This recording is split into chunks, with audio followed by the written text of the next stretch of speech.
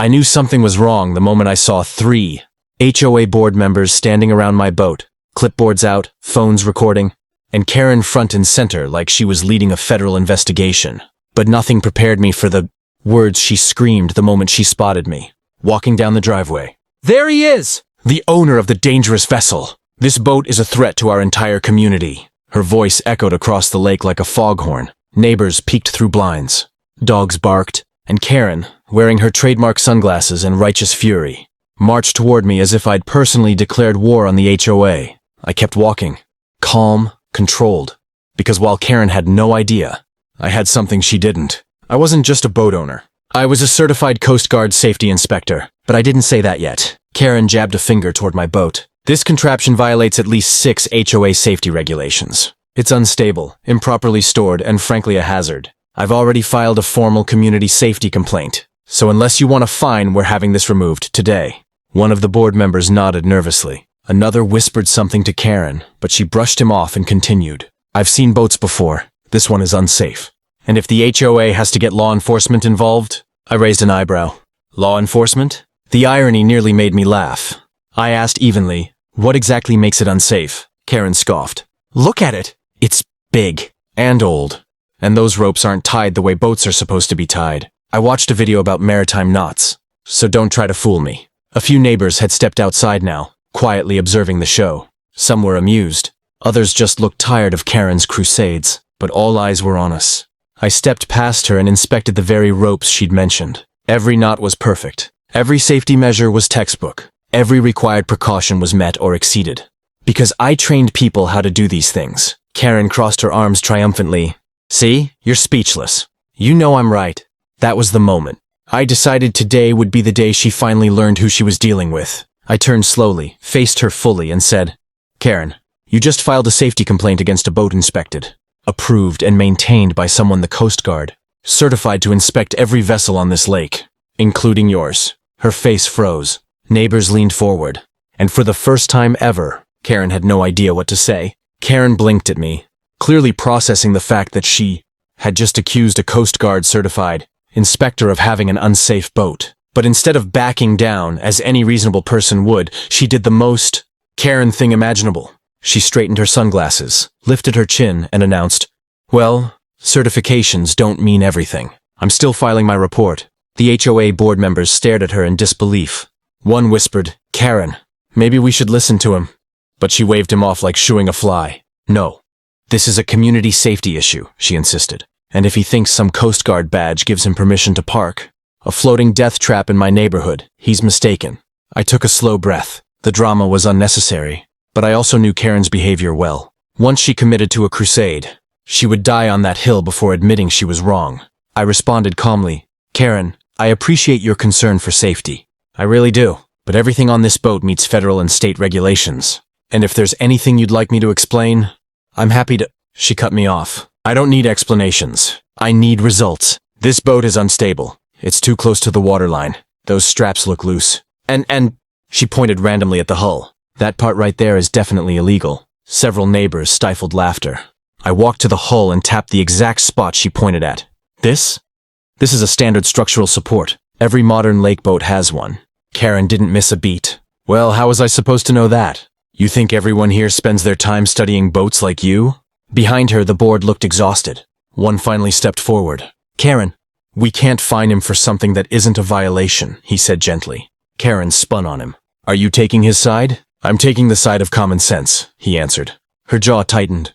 Her voice rose. "Fine. If the HOA won't enforce this, then I'll escalate it myself." That got my attention. "Escalate it? How?" She smirked, clearly proud of whatever plan she'd just invented. "I'll call the county safety office. They'll send someone who actually takes things seriously." I nearly laughed. She had no idea she was threatening to call the very office that used my reports for inspections. But I kept a straight face. "All right, Karen, if that's what you want, go ahead." She whipped out her phone dramatically and began dialing a number she clearly didn't know by heart. The crowd gathered. Even more neighbors stepped onto their porches. Karen was about to embarrass herself on a whole new level. Karen held her phone like she was detonating a bomb, pacing dramatically as she spoke to whoever picked up on the other end. Neighbors watched with a mix of amusement and second-hand embarrassment. The HOA board hovered awkwardly. unsure whether to intervene or let fate teach its lesson. Yes, hello? I need a county-level safety inspection immediately, Karen said loudly. There's a hazardous boat in my neighborhood. Yes, hazardous. Yes, I'm sure. I've taken several pictures. I folded my arms, remaining patient. I already knew exactly how this was going to play out. As a Coast Guard inspector, I handled lake safety reports weekly, and the county safety office forwarded many of them to me. Karen continued her theatrical report. No, I'm not exaggerating. This is a community emergency. She added a gasp for dramatic flair. Yes, I'll be here. Please hurry. She hung up and flashed the smuggest smile I'd ever seen. They're sending someone, she announced. And when they get here, you'll wish you never tried to trick this neighborhood. I shrugged. Okay. 15 minutes later, a white county vehicle rolled down the street and parked in front of my house. The door opened, and out stepped Officer Daniels, a man I'd worked with countless times on joint inspections. He spotted me immediately, grinned, and walked over to shake my hand. Inspector! Didn't expect to see you today. Karen's jaw dropped so fast I thought it might hit the pavement. Inspector? She repeated, her voice cracking. Daniels adjusted his hat and pointed at me. Yes, ma'am. One of the most qualified safety inspectors we partner with. Always thorough. Always precise.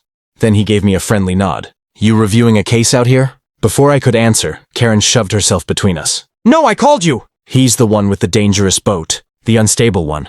The community hazard. She pointed wildly at my boat. You need to check it immediately. Officer Daniels raised an eyebrow. Ma'am, that boat? That's one of the best maintained vessels I've seen on this lake. He walked toward it, doing a quick professional scan. Hull integrity is perfect. Ropes are regulation. Storage is within county code. Everything looks textbook. Karen blinked rapidly, shaking her head like she couldn't believe someone dared disagree with her. No! There must be something wrong. He's hiding something. Daniels chuckled softly. The only thing he's hiding is competence, apparently. The neighbors murmured. Some laughed. The HOA board finally relaxed, and then Daniels delivered the finishing blow. Ma'am, you filed a false safety report. That's a violation. Karen went pale. Karen stood frozen, her face draining of color as Officer Daniels repeated the words slowly, almost gently. You filed a false safety report, ma'am. That's a violation. The neighbors reacted instantly. A few gasped. Some whispered. Others simply crossed their arms like they'd waited years to see someone finally confront her behavior. The HOA board members looked like a mix of relieved and horrified. Relieved that someone else was handling it. Horrified that it had come to this. Karen stammered. I didn't lie. I thought, but her usual confidence had evaporated. Instead of the loud, commanding tone she always used, her voice now trembled around the edges. Officer Daniels remained calm. Ma'am, reporting a hazard that doesn't exist wastes resources, pulls personnel away from real emergencies, and disrupts community order. That's why all safety complaints must be based on factual, observable issues. He turned to me. Inspector, thanks for your patience. I nodded. Of course. Karen took a tiny step forward, her frustration bubbling again. Wait, can't we just forget this happened? I was only trying to protect the neighborhood. Daniels shook his head. Intent doesn't erase responsibility. However, he paused, glancing at me. If the property owner wishes to settle this informally, that's an option. Karen turned to me instantly, desperate. Please, don't let them find me. I didn't mean to cause trouble. The irony nearly made me laugh.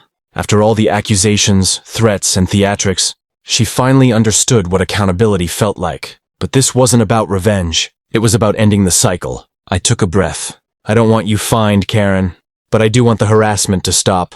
No more false claims. No more made-up rules. No more storms and teacups. Deal? She swallowed hard and nodded. Deal. And, I added, watching her reaction carefully, I expect an apology. The crowd collectively leaned forward. Karen hesitated, then exhaled shakily. I'm sorry for assuming things, and for overreacting. It wasn't dramatic. It wasn't emotional. But for Karen, it was monumental. The HOA board stepped in quickly, almost relieved. We'll update the community guidelines, one said. No safety-related reports will be processed without proper verification. Officer Daniels added, and next time, ma'am, call before you escalate something that isn't an emergency. Slowly the crowd dispersed. Conversations resumed. The tension dissolved like mist burning off under sunlight. Karen walked away quietly, perhaps for the first time ever. I looked at my boat, then at the calm lake behind it. Finally, peace. For now, if you enjoyed this wild HOA and boat story, make sure to hit that subscribe button, give this video a like and comment below your thoughts. Have you ever dealt with a Karen situation like this? I want to hear your story.